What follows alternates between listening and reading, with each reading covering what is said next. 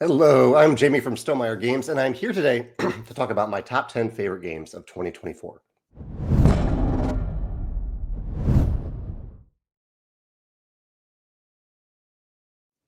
These are games largely that were widely available for the first time in 2024, and that includes some Stonemaier games made by my company. These games aren't eligible for the overall top 10 list, but I wanted to mention that we did make some games this year. At Stonemaier Games, we released Wyrmspan, Rolling Realms, Redux, and Stamp Swap. Those were our three games. Wyrmspan was kind of a sequel to Wingspan. Rolling Realms Redux was very much the same game as Rolling Realms, except for 12 new realms, 12 new mini games in the game. And Stamp Swap was an all new game. We also released the expansions for Expeditions, Gears of Corruption, and expanding the Hive and an expansion for Apiary. So those were the Stonemaier releases for 2024. There were also some 2024 releases that I haven't had the chance to try yet. And this is a short list of the games that I really wish I could have played in 2024, and I really hope I can play in 2025. There are Windmill Valley, Wondrous Creatures, Kyoto no Neko, Endeavor Deep Sea, Federation, Ticket to Ride Legacy, Mistborn, the deck building game, Leviathan Wilds, and Clank Legacy 2. Clank Legacy 2 is on my shelf, just haven't had the chance to play it yet. There were lots of ambassador picks for this year, but for the sake of brevity for this video, because there's a lot to cover in this video, I narrowed it down to just a few picks. One, so many of the Stonemaier ambassadors picked Stonemaier Games for their favorites. And so I looked at the list and looked to see what was the most selected game. And for ambassadors, this was always the Stonemaier game. And then the most selected non-Stonemaier game after that. So the most selected expansion picked by Stonemaier ambassadors was Expeditions, Gears of Corruption, closely followed by Apiary expanding the Hive. And so the first non-Stonemaier pick was Honeybuzz Fall Flavors from ambassadors. The ambassador pick for their favorite new sequel or new edition of a game, Wyrmspan was at the top of that list, followed by Dune Imperium Uprising. And then their favorite, the ambassador's favorite campaign game was Ticket to Ride Legacy. And then their overall favorite game, new favorite game of 2024, even though I consider it a sequel to Wingspan, despite the amount of work that went into making Wyrmspan, ambassadors did pick Wyrmspan as their favorite game of 2024, and their favorite non-Stonemaier game was Arcs. I did turn to our panel, and I'm going to cut our panel a little bit short here, again, for the sake of brevity for this video, but I turned to the four people that I've been including on a few of these videos that cover very different categories than I usually cover. They have very different gaming preferences. And so for Kari, our heavy gamer panelist, her favorite game of 2024 that she tried for the first time, that was widely available for the first time in 2024, even though a lot of people did play this in 2023, was Nucleum. So that was heavy gamer Kari picked Nucleum. Our family gamer panelist, Skiler, picked Harmonies as her favorite game of 2024. Our solo gamer panelist, Aryn, they picked Creature Caravan as their favorite game of 2024. And our digital gamer, a person who primarily plays games digitally, Abigail, picked Everdell. Everdell, I think, widely became available in digital version in 2024, and that was Abigail's pick. I also asked my coworkers what their new to them favorite game of 2024 was. Erica said Wyrmspan. Dave said Arcs. Susanna said Let's Go to Japan. Joe said Dune Imperium Uprising. And Alex said Star Wars Unlimited. And last, before I get to my honorable mentions and top 10, my favorite game that was released before 2024 that I loved discovering for the first time in 2024 was Bag of Chips. Really, really love that game. My favorite digital game of 2024, which was actually a pretty good year for digital games. There was Balatro, there was Pokemon Pocket, but I think my favorite, the one that's got me thinking the most this year, was Blueprints, which isn't even in full release yet, but there's a really robust demo available on Steam if you want to check that out, Blueprints. And then my favorite expansion this year, which is also a standalone game, was the Star Wars deck building Clone Wars expansion and standalone deck building game. All right, let's get on to honorable mentions and top 10. Honorable mentions that didn't quite make the top 10. These are all games that I would gladly play again. I really enjoyed my plays of these games. Were Kavango, Pixies, Star Wars Unlimited, Pirates of Maracaibo, Fromage, Invincible, Sea Dragons, Kelp, Charcuterie, Skyrise, Faraway, Slay the Spire, Compile, Castle Combo, Diatoms, Stonespine Architects, Captain Flip, and River of Gold. And yeah, let's go to the top 10 list now. Okay, I'm going to shift over so you can see my other screen. Here we go. So let's start with number 10. Normally I will say that I normally put campaign games and sequels as their own category.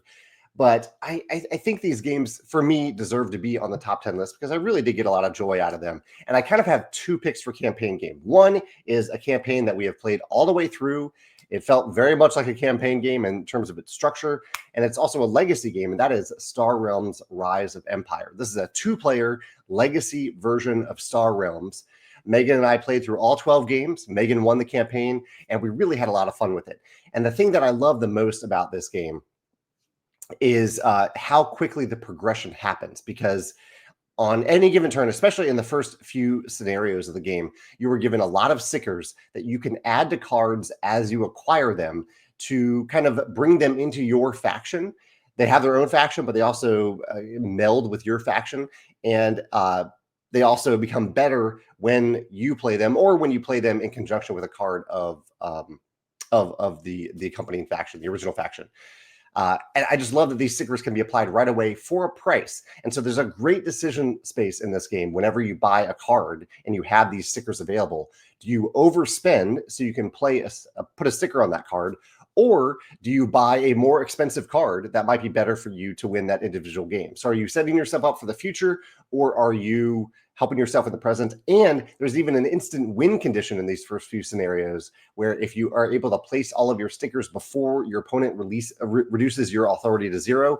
So that's a great a push and pull there. There's a reason to go after those stickers in those early games, and they go into your deck right away, and those cards end up in the common deck for future games. I just love the sense of progression and the decisions that these stickers add to the game in Rise of Empire. So that's Star Realms Rise of Empire. We had a great time playing through that. I also have a secondary pick, the Fellowship of the Ring trick-taking game. This one, I was a little, I wasn't sure to put it on the list because it isn't widely available yet. And it also, I'm not even entirely sure if I consider it a campaign game. Like, it is a game where you can easily play back-to-back games of it through an 18-chapter story that follows the book Fellowship of the Rings. So in some ways, it is a campaign game, but it is a game that's very easy to just put on the table at game night and start wherever you want and play a few games of it. It's a really, really clever trick-taking game, especially in the way that it iterates on the crew, the game The Crew, in that every player has their own goals that they're trying to accomplish, and they only select those goals after they see their hand of cards. And the goals themselves are paired with the character cards. So these are essentially the tasks in The Crew, but they're paired with characters. So after I see my hand of cards, I might say, okay, with this hand of cards, I can accomplish Pippin's goal. And so I will select Pippin as my character. Then I know my goal. It's a cooperative game, so I need to accomplish that goal for all players to succeed. And Pippin also probably comes with a special ability for that scenario that I get to use for that chapter. I really like this system. I love the progression of the game, that where you're moving through this story, and that you're selecting a character for each different story. You're not locked into a character for the whole campaign. You just select a character based on your hand of cards. So for however much it might count for a game that isn't widely available and may or may not be considered a campaign game, this is my other campaign game list. So 2 games at number 10, Star Realms Legacy and the Fellowship of the Ring trick-taking game. At number 9, I have a game that I really enjoyed this year. I really loved Lord of the Rings Duel for Middle-earth.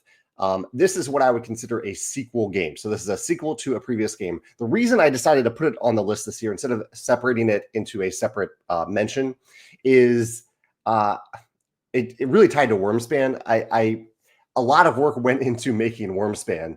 And so I never want to diminish the effort that goes into making a sequel for a game. It really isn't easy. None of these games are reskins of the previous games where you're just kind of slapping a new theme on it and hitting print. A a lot of effort goes into making these games special and unique and great follow-ups to the original games. And for this, this is a follow-up to Seven Wonders Duel. It has a lot in common with Seven Wonders Duel, but it's also very much its own thing in terms of the way the cards work, little changes they made to the game, and significant changes they made to the game. Like there are no points in the game anymore. There are only 3 instant win conditions related to this the map, the military aspect of the game, getting favor of the different races, the elves, the dwarves, the humans in the game. If you get favor with all of them, you can win the game. Or if you reach the end of the ring track, this is a really nice track where you really feel the race of the forces of Mordor trying to chase the hobbits as they try to get to Mordor.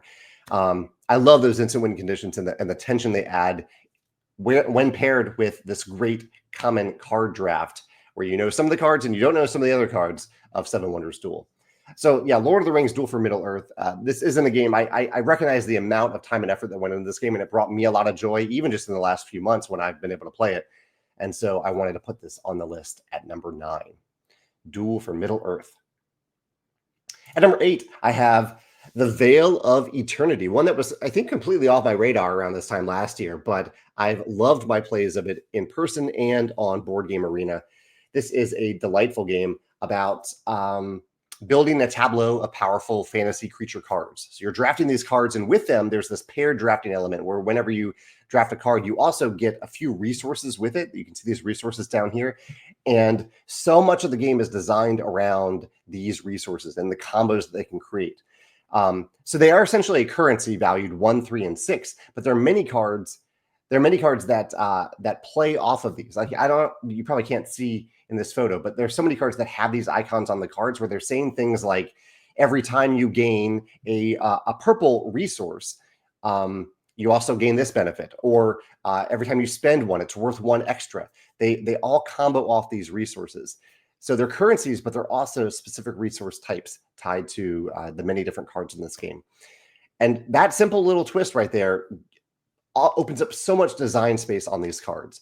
I've had a lot of fun playing this game with gamers of all types, and I look forward to more plays in the future, even as they add more cards. But even if they don't add more cards, I think the current cards in the game add a lot of replayability and variety to the game. So that is Veil of Eternity at number 8 for me. And number 7 is Mlem. This is a game about cats in space, and this is a game features some of my favorite types of player interactions in games. Where on a turn in this game, every player there's a captain of this ship, and every other player gets on the ship with a cat token of their choice. A cat token that might offer them a special benefit, or might also benefit the entire crew of the ship. So all players are getting on the ship, but it is a competitive game. And so the captain of the ship is rolling some dice and trying to steer this ship as far as possible into space until all players have decided to jump off the ship onto different planets, onto different moons, or even into deep space if they get up to the very top.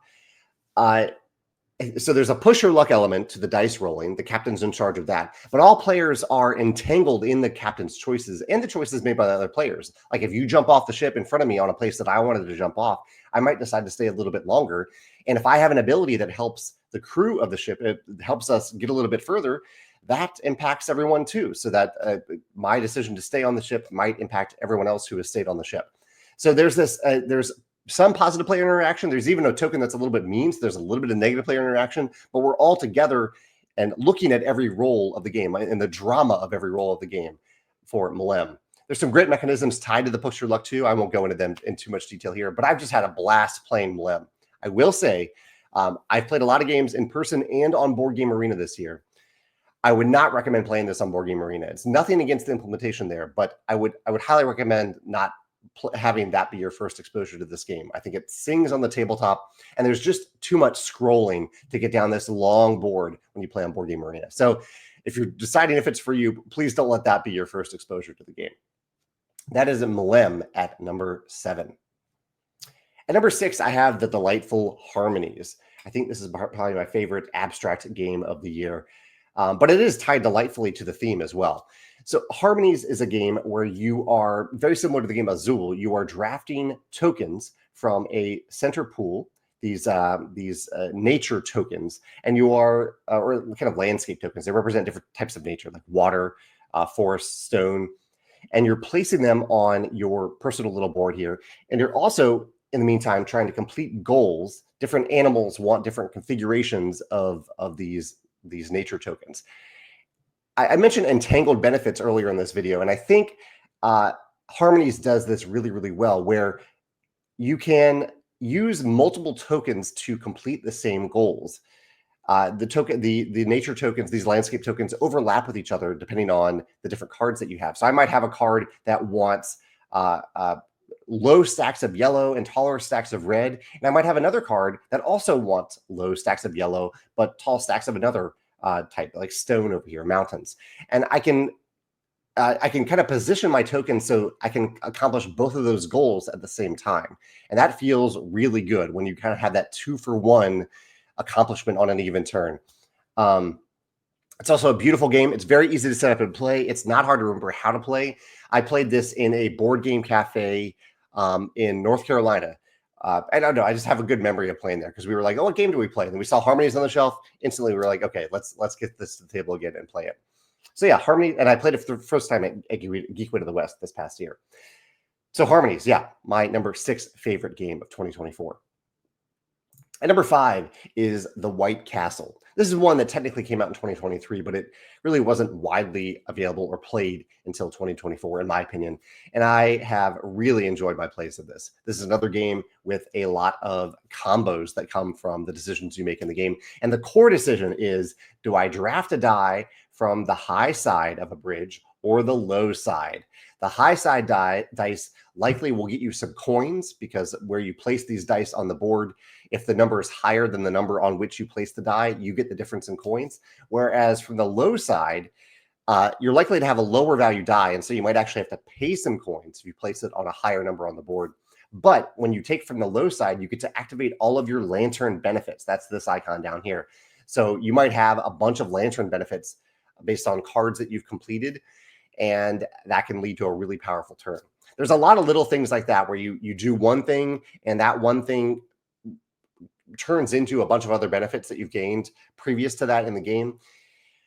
It's just a really satisfying game to play. I've really enjoyed the elegance and combos of the White Castle combined with this very simple action selection mechanism. Really simple, but brilliant. I'm not diminishing it in any way by saying simple. But yeah, I've loved my plays of the White Castle in 2024.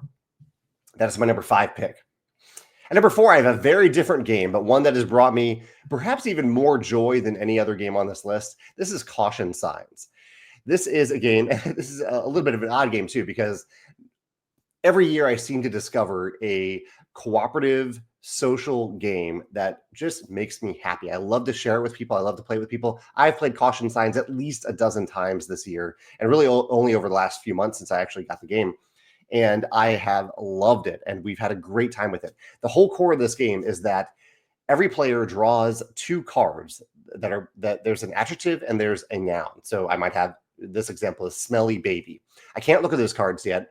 The guesser of that round starts a 20-second timer, and that's when I can look at those 2 cards, and I have 20 seconds to draw what a Smelly Baby is. And then I put those 2 cards face down in the middle of the table, mix them up with all other players' cards, and add 2 adjective cards, 2 random adjective cards, and 2 random noun cards to the table. Mix them all up.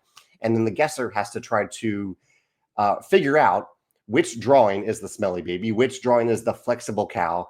These drawings are pretty good. And 20 seconds goes by fast. It's fast enough that you might even forget what a baby looks like, or what a cow looks like, or how to express that the cow is flexible, or that the baby is smelly. It goes really, really fast. And the hilarity comes from that. But I've had a blast with this game. I've had absolute blast for it. The caveat I would say about it, the odd thing about it, is that this isn't a cooperative game. This is a game that has points in it, but we have never played it with points. We've only played it where the goal is to have a winning round where the guesser gets everything correct. That is the win when we play Caution Signs. And that's okay, even though it's a little bit different than the rules. That doesn't matter to me, because the game, the pairing of the game, and the 20 seconds and the drawing these caution sign characters within 20 seconds has been an absolute blast. I highly, highly recommend Caution Signs. And yeah, I'd love to see if you ever post photos of what you've drawn on Instagram. Let me know. Tag me on Instagram so I can see what you've drawn. That is Caution Signs at number 4. At number 3, I have the game The Gang.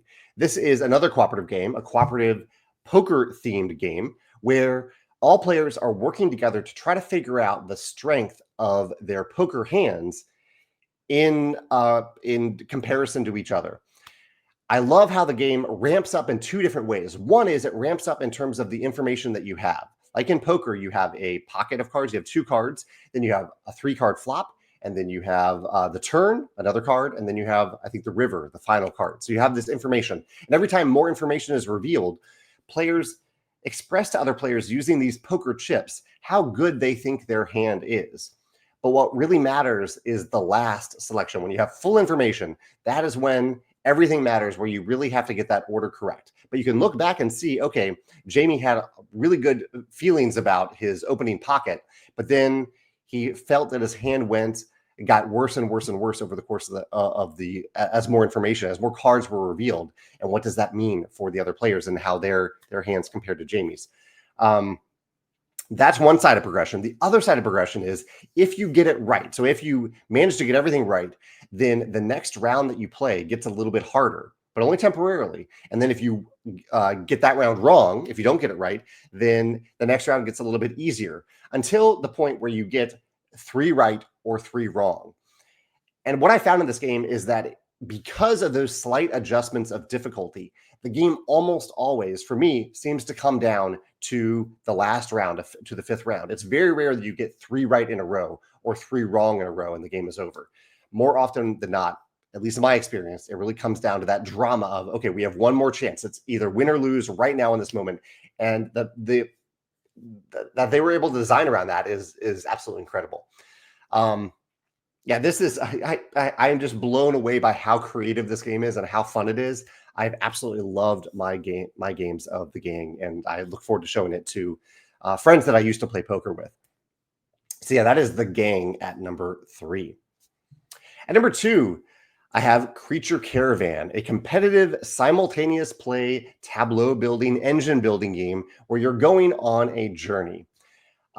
This game, I had high expectations for this game from Ryan Lockett at Red Raven Games, but it blew those expectations out of the water because it's just an incredible game. I love the tableau building. It's just, every round of this game, you're rolling 5 dice, and you are placing those dice to activate different cards. And those cards are often geared around either getting points. There are a couple different ways to get points, or geared around getting resources so that you can play other cards based on those resources that you've gathered. And so a lot of your round is trying to maximize these dice that you have in combination with the cards that you have so you can play more cards or get more points. All the while you're trying to also go on this journey. So there's this shared map where you're trying to move as far from east to the west as possible, because that's a lot of points that you can get from that as well. And you're doing all this simultaneously. So you have this rather difficult puzzle that you're trying to solve, but because you're doing it at the same time as all other players, you don't feel like you are rushing anyone, and you don't feel like you're delaying anyone because it's all happening simultaneously. Yeah, I love this game. I love how much creativity went into this game and into creating the different card combinations. There's a lot of cleverness in what Ryan did with the tableau building in this game. And yeah, it's one that I was eager to share it over and over again when I originally got to the table, and it's one that I will gladly continue to get to the table. In fact, I haven't even played with the mini expansion that came in the Kickstarter copy that I got, or the GameFound copy that I got, and I'm eager to add those. I think there are equipment cards to the game as well. But yeah, Creature Caravan, really, really lovely game. I believe it plays up to 4 out of the box, but I have a version that plays up to 6 players, and that works beautifully as well. Plays in about just a little bit over an hour. That's my number 2 pick of 2024. Well done to Ryan. My number 1 pick is Let's Go to Japan. This was actually my coworker Susanna's favorite pick as well. And I must admit, there might be some nostalgia here because this is a year that I went back to Japan for the first time since college. I visited Tokyo and Kyoto and Nagano and Kanazawa. Had a wonderful trip there, and I used this game partially to help plan that trip. But I also just really, really love this game. It's another simultaneous game. It has a drafting element to it where you're passing some cards to the left or the right, and you are essentially planning a week-long trip to Japan.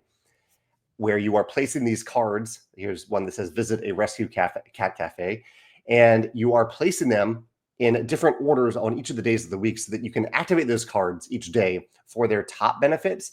And then you end each day on the third card, which is the highlight of the day, like the main marquee of that day. And on that one, you gain these more powerful scoring benefits. So if you have met this condition, this says let a cat nap on you, which takes a little bit extra time, then you gain these extra benefits. So what this is saying is if at this point in the week you have well, in this case, 2 extra time to spend, but oftentimes it's like if you have accumulated 4 culture resources or 6 food resources already up to this point, a lot of order of operations in this game, then you get this special benefit as a result.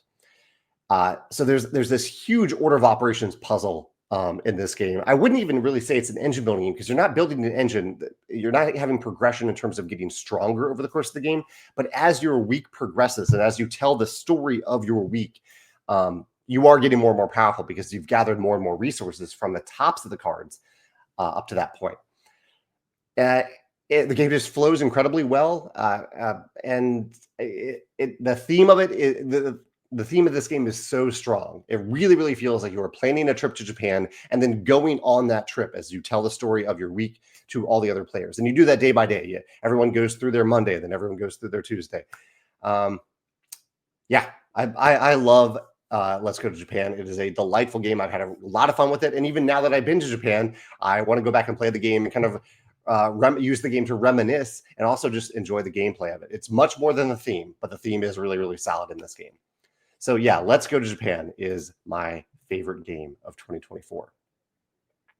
In the video, I'll link to my video that I posted mid-year. I had a 2024 top 10 list. I'll also link to my top 10 list from 2023, but those are indeed my top 10 games of 2024. I'd love to hear your picks, whether they're overall picks from the last year or your favorite campaign game, your favorite sequel game, your favorite expansion, your favorite digital game. And anything in any of those categories, I'd love to hear your picks and maybe either why you picked them for 2024 or your favorite mechanism, the thing that makes you keep thinking about that game after you play it. I'd love to hear your thoughts about those games in the comments below. All right, thanks, and I look forward to doing this list next year. Hope that 2025 is a great year of gaming for you. Take care.